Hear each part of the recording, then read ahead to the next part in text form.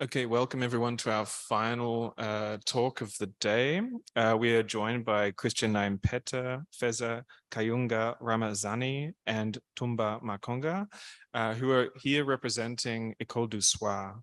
So ÉCOLE du SOIR, also in English, which would be evening school, is a multi-form hosting structure for collective feeling, cooperative thinking, and mutual action.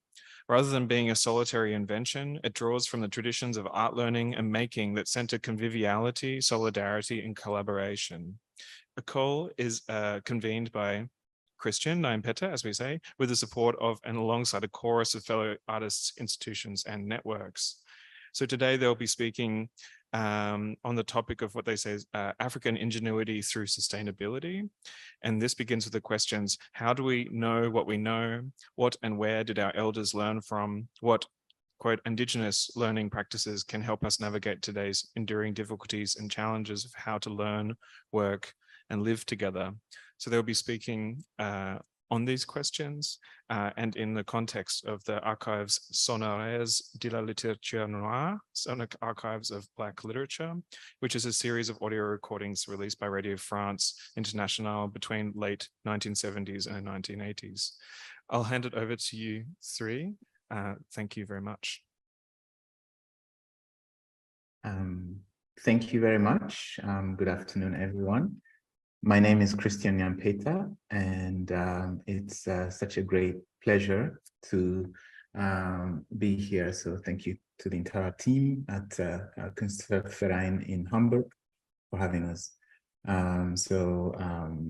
It's always daunting that you can see us and we can't see you, but we take it as a welcome encounter. And it's also a great honor to share space and time with people I admire and look up to, including people who have guided and supported my work and initiatives over the years. And here I would like to single out curators Maria Lind and Emily Pethick, and also fellow artist Annette de Kraas. So I myself, I'm here in New York, where I live, and indeed co-organize ÉCOLE du SOIR, which is a much larger outfit than myself alone, which in fact starts already with the input and knowledge of many others, including my former thesis advisor, Kojo Eshin, and fellow artists, including Ntone Njabe Chimurenga. So indeed, today we would like to present a work that Feza and Prodige have been engaged in making, which indeed engages with questions of how we know what we know, and how does knowledge arrive to us, and by looking at where our elders learned from. These are questions that are shared with my other colleagues within ARAC and beyond, and it's also questions that each of us take differently. So I would like to, we would like to answer, or to respond rather, by turning to the Archives Sonores de la Littérature Noire, which is sonic archives of Black literature, which were a series of audio recordings released on vinyl albums by Radio France Internationale in the 60s, 70s, and 80s. For the purposes of being used in school libraries and circulation within environments of learning. So from here, we draw on stories of childhood narrated in Archives Sonores, and the presentation reflects on the collaborative and participatory workshop, series of them for African games and toy making, hosted by Feza, Kayungu, Ramazani, and Prodige, Tumba, Makonga. And so the presentation will reflect on their ongoing workshops that drove from Ramazani's own research on African games and toys, alongside Makonga's artistic practice informed by drawing. So in these workshops, for all ages, co-organized with Centre d'Art in Lubumbashi, where Feza is speaking from, materials are salvaged, resourced, and recycled, and remixed to form a common language of prototyping conviviality through play that exceeds ethnic belonging and geographic divides. So if I may, I would like to introduce Feza Kayungu Ramazani, who's an artist and researcher living in the DRC. She's a member of the Power to the Commons, a project and the Another Roadmap School Africa cluster, so ARAC. And she works at Centre d'Art and where she writes critical and questioning texts while enhancing the image of African beauty, freeing it from exoticism. Her research in African values is driven by the desire to reinvent the conception of museums in the Democratic Republic of Congo and increasing their function towards conservation by adding all cultural values of creations, including games, toys, and indigenous social inventions that are disappearing from a society in mutation. Prodige Tumba Makonga is an artist living in Lubumbashi, where he works as head of communication department at Centre d'Art, and where he co-runs artistic workshops at Centre d'éveil de la femme, which is an orphanage in Lubumbashi. Makonga majored in illustration and video post-production at the University of Johannesburg, and his work is informed by the visual cultures of the street, zines, and music. Makonga has exhibited at Design Endeavor Expo, Emerging Creative, in 2014, and at an FNB Joburg Art Fair in 2016 and 17. More recently, Makonga devised the spatial design for Lumbu member Centre d'Art's presentation at Documenta 15 in Kasso in 2022. Makonga has also exhibited at the 17th Istanbul Biennial in 2022 also, and at the first Islamic Arts Biennale in Jeddah early this year in 2023. Well, I myself am also an artist, and I live in New York, and I work sometimes in London and the Netherlands and in Rwanda, where I convene the Nyanza working group of the Another Roadmap Africa cluster.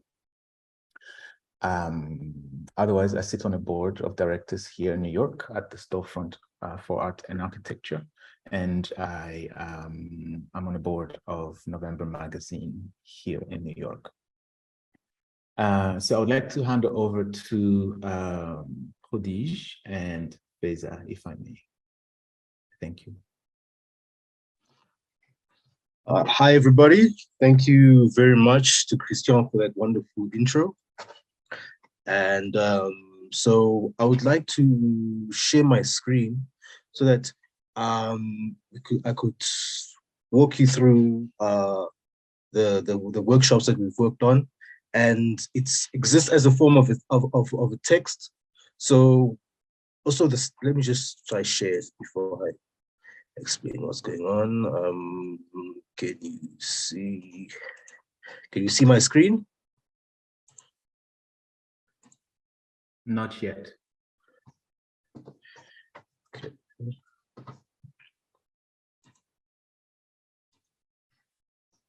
Okay, just give me a second. So, shit. Okay, and now? Yes. Okay, beautiful. Okay, so I'm going to walk you through the zine, and as I'm reading the zine, I could say, I'm going to bring in my collaborators to also explain on certain parts of it. And why we chose to present this zine in this form is so that it's available as a text. So if anybody wants to read through it as well, if anybody wants to research more on this and contact us on this, we make this text available. So instead of just having a presentation, we rather had it as an actual zine. Okay, so I'm going to start by talk about the workshop background. So the workshop background started, the workshop started as part of the ÉCOLE du SOIR Archives Sonores, as Christian has mentioned. And these were multimedia installations engaging with the ongoing digitization, transcriptions, translations, and performance of the Archives Sonores de la Littérature Noire, which were the series of recordings that between the 1970s and 1980s that we are currently digitizing. So where we are within the Archives Sonores is we are at a part where they're talking about childhood. And we found this very interesting as the different writers, which is shown here. Each of these vinyls is the recordings of different writers. So with each writer, there's a part where they all go through the same themes. And where we are, like I said, it's childhood. And it's interesting how different writers speak of their childhood. And it's either you resonate with some of them or you wish you had gone through some of them, where there's some of the writers who grew up in the village, other writers grew up in the city, other writers grew up on farmsteads. So somewhere, somehow, there's a childhood where that you relate with. And what's also interesting is that they all talk about how the childhood influenced their style of writing. So whether it's through the way they were told stories during the childhood. So then to start with this, so these series of workshops started firstly in Castle, and where we listened to, we had what we call a veillée, where we spent a whole night, where we invited people to the session to come in. So there was food offered, was music, and we would listen to the Archives Sonores. And as the writers were talking about their childhood, we would ask the people who were attending to draw the most beautiful flower that they've ever seen. And why the flower? Because we felt that a lot of people may not consider themselves as artists, but everybody can draw something as simple as a flower. So these workshops were convened by Christian Nyampeta and some of the members of the Centre d'Art. And then from then, the people who attended were mostly adults. And the moment we got the drawings back, we thought, okay, this is interesting in terms of how people didn't just draw flowers. They would draw humanoids, if we could say that represented flowers. Some people drew, let's say, their moms, and they looked at that as flowers. And it was interesting to see how that was related to childhood. And then the next thing, what we decided to do was to actually work with children. And I got the opportunity to be approached by Anthony Muchapule, who's one of our collaborators at Centre d'Art, where each holiday he gets to work with a group of children from the Centre d'Éveil des Femmes, which is an orphanage ran by women. And a lot of these children that work at the orphanage, they range from the age of about 5 to about 15. And these children, I could say, are not necessarily, some of them are not necessarily orphans. They're rather children that have been rejected by their families. So we started working with them, with asking them the same task of drawing their favorite flower and trying to see what the similarities would be with the workshop that had happened in Castle. And it was it's an interesting way of seeing how children don't have no limitations, because at first we're battling with saying, how are we going to explain the same concept of childhood to children themselves? Then we realized that the concept of the workshop could live outside of the Archives Sonores. So sorry, let me just move forward a little bit. So with the children, what we noticed is that a lot of the children would start off drawing the flowers with vibrant colors.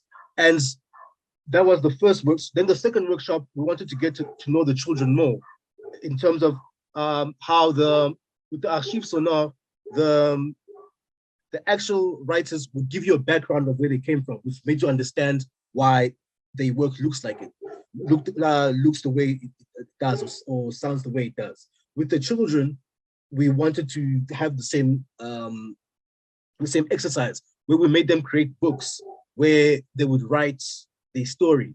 And some of the stories were the most heartbreaking stories, where we found out some children were kicked out of home because a religious leader in the church would tell their parents that the reason why you are going through a tough time at home is because this child has been bewitched. So then we would understand why this specific child's flower would not have the most brightest of colors. So we realized that it's quite, these experiences were very traumatic to children, and it influenced the way they would create the flowers or how they would interact with other children. And at the same time, we noticed that a lot of the children did not get along. So the new children felt like outsiders, as the older children were had already formed friendships and groupings. So the next activity that we try to do is we try to make them make toys. So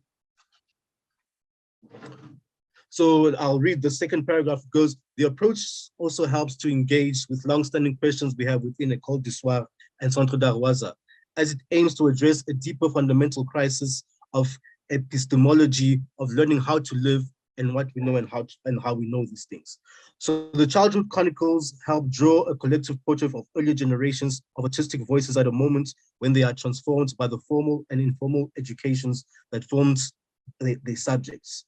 In the process, these children bear witness to the craftsmanship, to the statecraft of what became their nations in the period of reaching back to nearly a decennia ago, in some cases traversing a colonial era all the way through the times and independence and its wake. Okay, so I think before I carry on, I'd like to let Feza come in and explain why we also specifically asked in the workshops, why we ask people to do the drawings. Hello. I wish that you could see me, but my camera is not working, but don't worry, that's me on the photo anyway. And thank you, Christian. Thank you, Makonga, for the presentation. That was nice. Yes, just to go on with what you started. We did the drawing because we wanted people to feel into the exhibition first and to understand what was the concept of childhood memories, because childhood memories was part of this exhibition. And when people did these drawings, we came to understand that it's brought what was inside them in their memories, like they remembered those moments that they were having, most especially adults, because he dealt with people from all ages. So yeah, I think I'm done. Okay, thank you. Sorry, let me just, can you hear me? Okay, so each workshop begins with the task of drawing a fond memory of one's childhood. We also ask participants to draw the most beautiful flower, as I mentioned earlier. This is a practice inspired by one of the conversations in the audio archives where Émile César speaks of the flower being the representation of all things pure, delicate, yet powerful and bright. And what we have learned is that some common flowers kept showing up during these workshop sessions. So even with the children that drew the rather dark or even much lighter colored flowers, there was always a specific flower that we realized would always come back, right?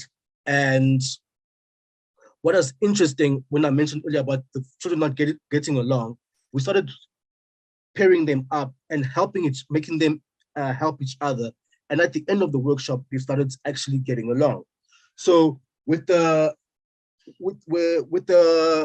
games, we got after we did the Lubumbashi, we got invited to present the workshops at the Istanbul Biennale. And we wanted to build on it as well. So the difference with the cultural workshops was the fact that there was the archives sonore that were involved.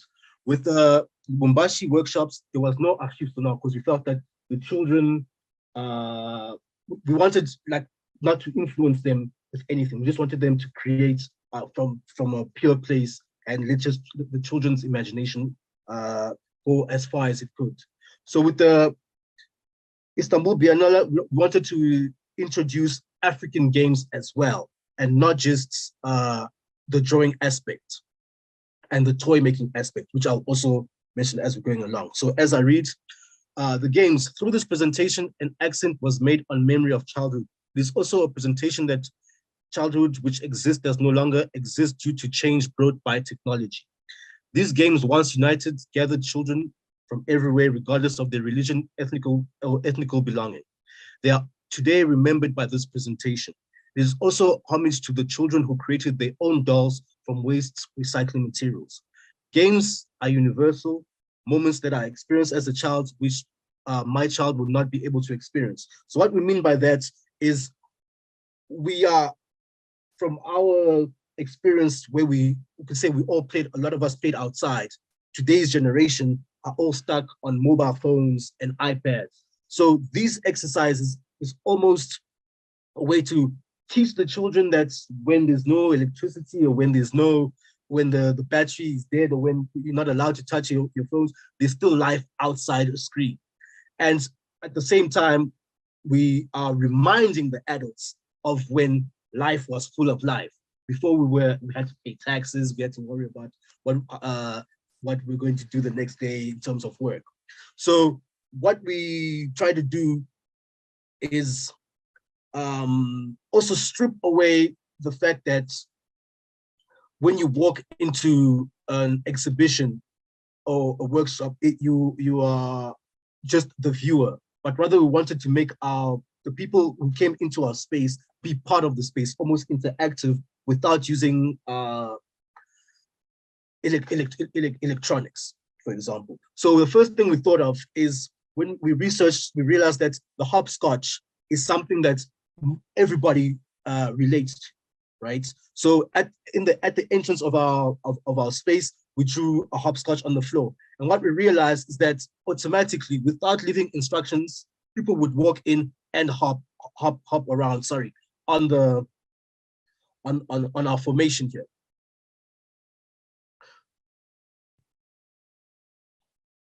So, and what we also try to introduce is the aspect of toy making. And why toy making? Because toys is something that children play with, but are a lot of the times created by adults. But adults create these toys because they themselves interacted with toys as children.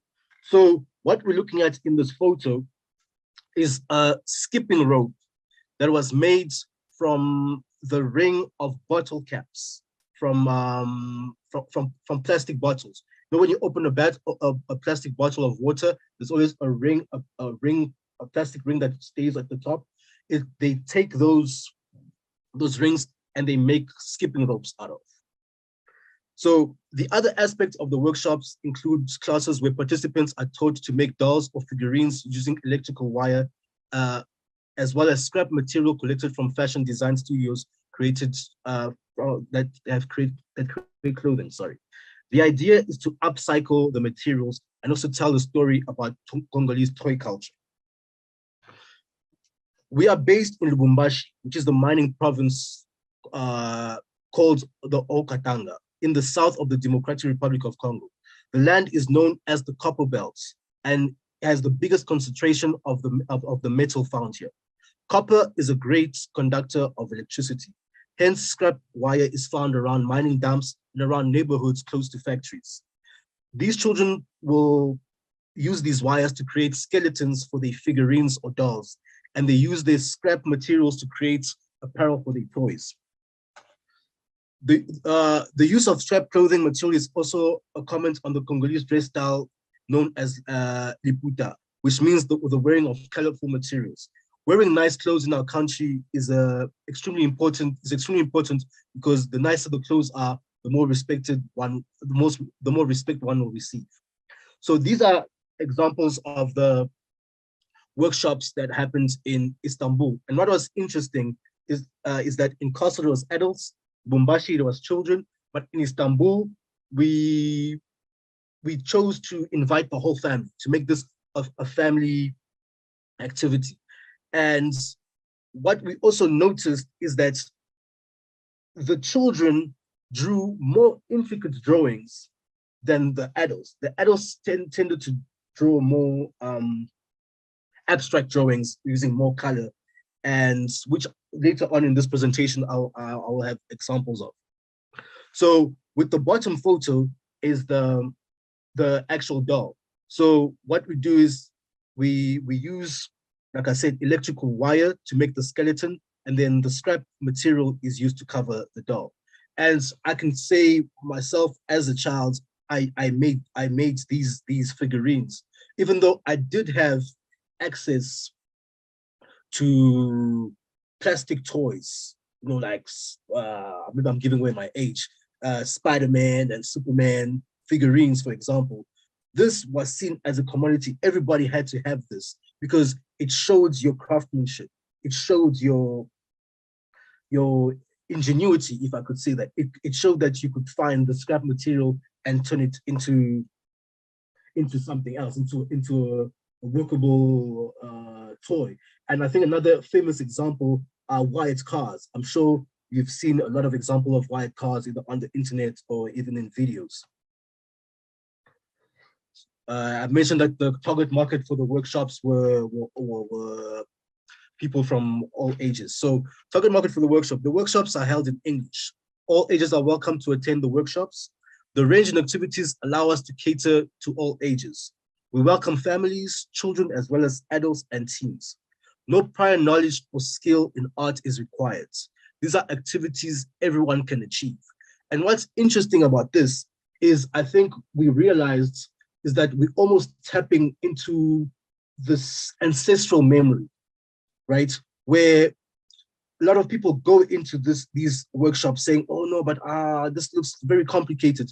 But by the time we finish making the wireframe, everybody is into cutting up the materials. So it's almost like, even if you did not interact with these specific toys, maybe somewhere down your lineage, there was someone who did something similar, or someone during their childhood that did something similar. And what is interesting is that a lot of people may not relate to the making of the copper wire, but then when we made these camels out of bamboo sticks, people from Istanbul, people would come and say, oh, we actually made something similar to that. We didn't have the same name, but they understood the same concepts. The game sessions led by Feza tend to be more appealing to children. However, adults are welcome to join, as the exercise is meant to remind one of their childhood and fun games that were created. The drawings, also hosted by Feza, have no age restrictions. Everyone is encouraged to draw their rendition of their favorite childhood memory. The toy making workshop, which is led by Makonga, which is me, is a fun and creative learning activity for all ages and involves twisting, morphing wire to create the skeleton frame of the doll. It is then covered by clothing by cutting and pasting the liputa, Congolese traditional clothes. So these are just so the examples of the stuff that people have, the dolls that people have created. And what's also interesting is that once you create these dolls, you have the option to keep it, or you can donate it to be part of the exhibition.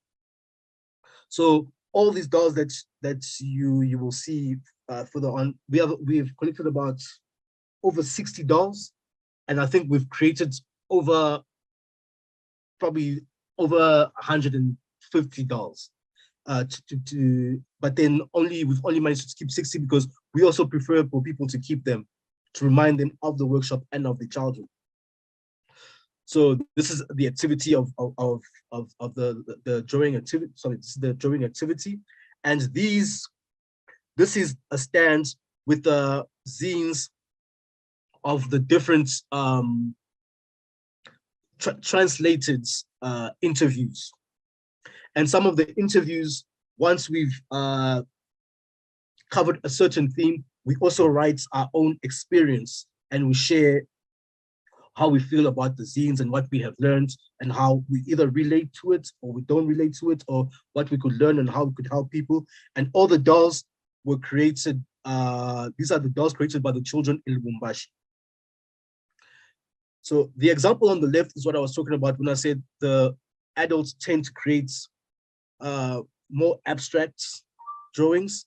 And this was also created by someone who had no previous prior experience with the Liputa, had no previous experience with making the wireframe. And with each workshop, people bring a new experience and they teach us something new. For example, with the castle workshop, we didn't get to make the toys. With the Lubumbashi workshop, the children were very interested in just covering the dolls and making them as flashy as possible. Then when we got to Istanbul, the participants suddenly asked us to create hair, and we got to add hair to the dolls. Some people also managed to create faces. And then there was another parent who was involved who once he created the wireframe, the doll, he decided to create a flower.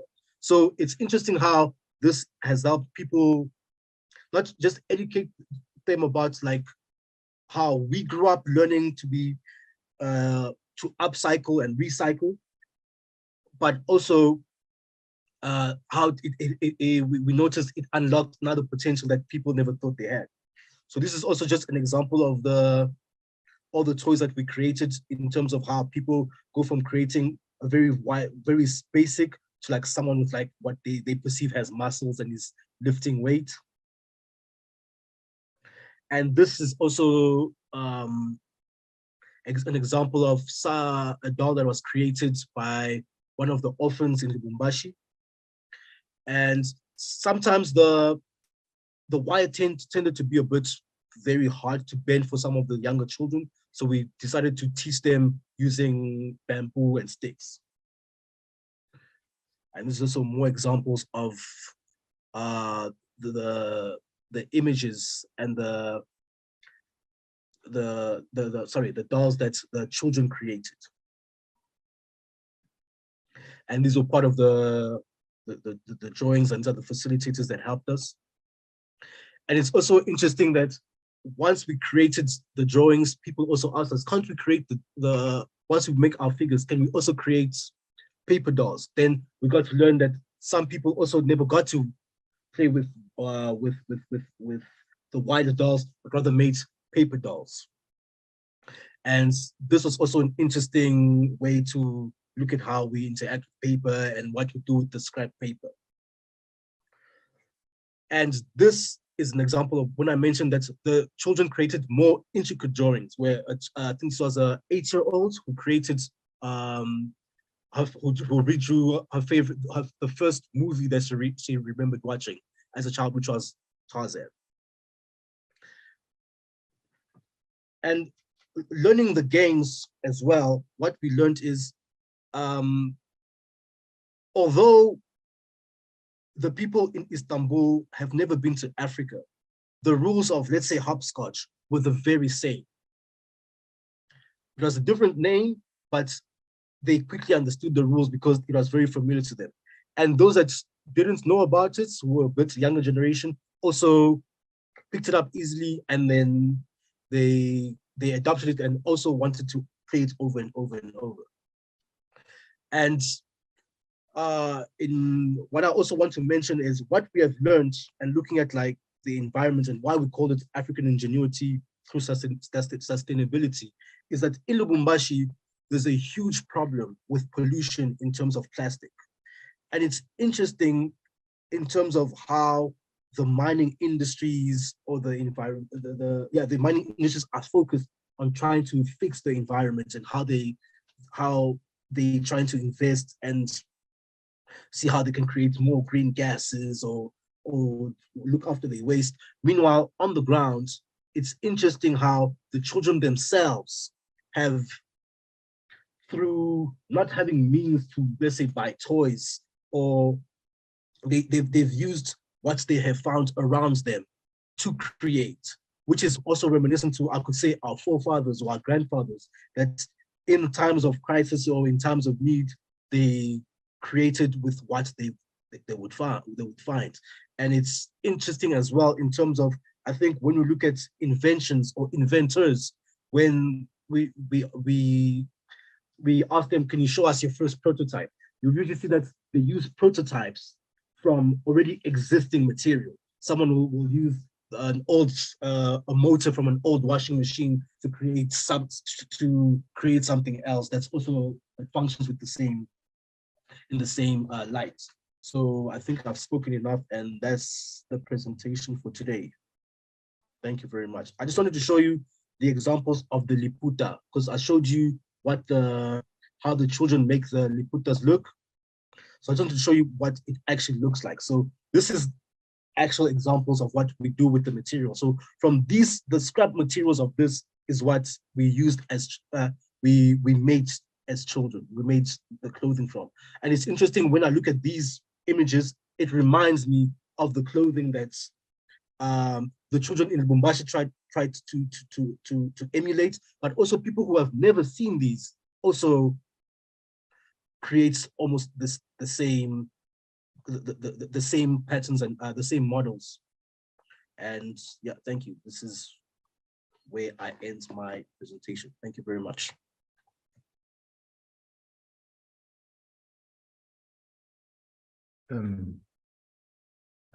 Thank you so much, Makonga. It's a great pleasure to be guided through the various cultural landscapes in which the activities have taken place. I myself was not able to join either in Lubumbashi nor in Istanbul, so I was very privileged that I have such a deep relationship, working relationship, intellectual relationship, spiritual relationship, emotional relationship with yourself and Feza, and that enables the sustenance of a practice that is somewhat distributed in this way.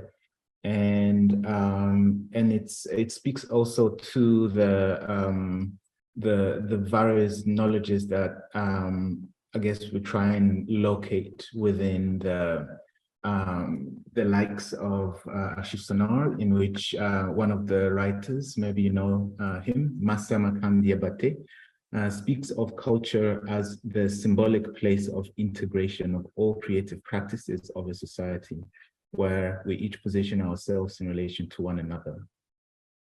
Also, culture is the space in which every day we learn something new while constantly ensuring not to forget anything.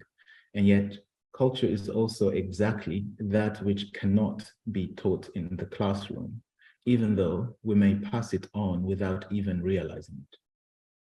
So for Diabate, there's no such a thing as African literature, because he's a writer, but this applies to other fields, but rather there are African literatures in the plural.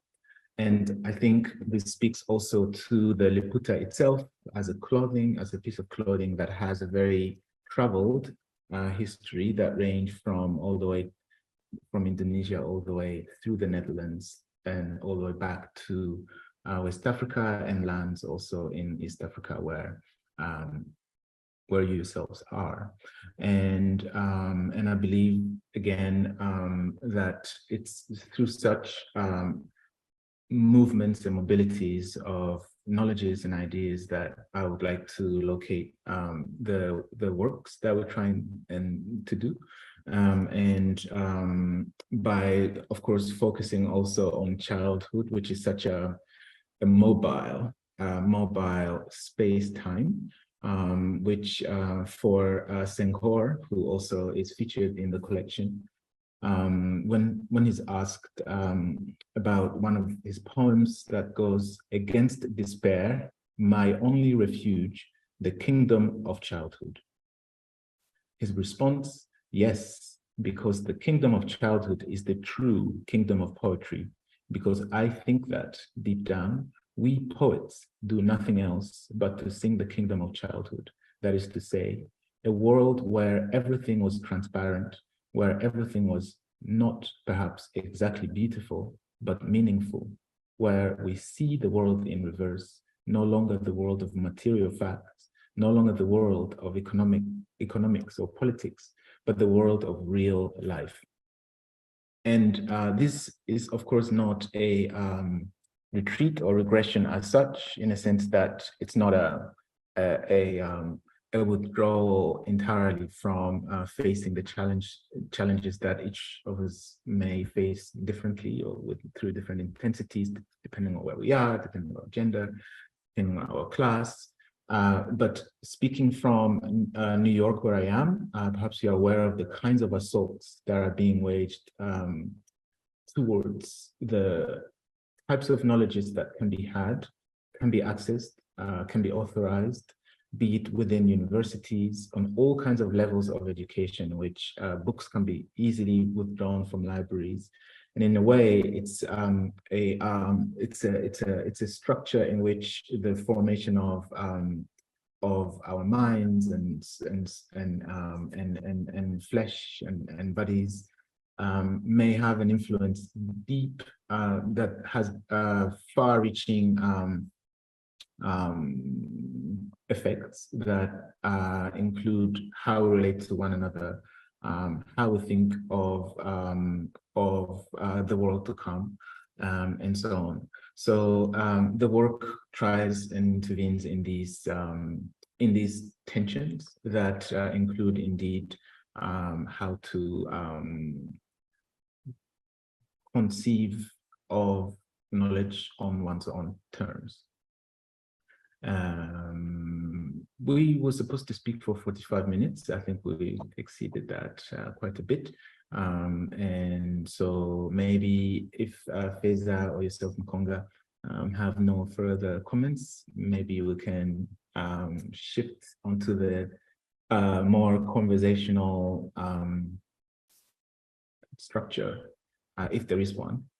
Sure. Thank you so much, Christian. I think it's a really pertinent end to our day, going back to some of this primary knowledge and discussion of childhood and how this is kind of somewhat the basis for what we're talking about more broadly today. So does anyone in the audience have a question for ÉCOLE du soir?